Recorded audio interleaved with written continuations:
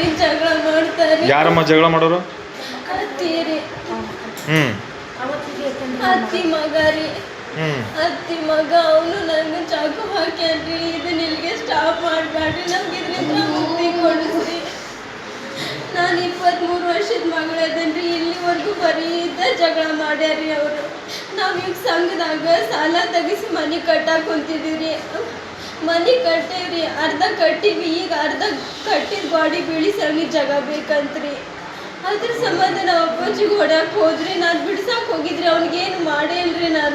ನನ್ಗೇನು ತಗೊಂಡು ಹಾಕಿದ್ನ ಗೊತ್ತಿಲ್ರಿ ನನಗೆ. ಹಿಂದ್ಗಡೆಯಿಂದ ಹಾಕಿದ್ರೆ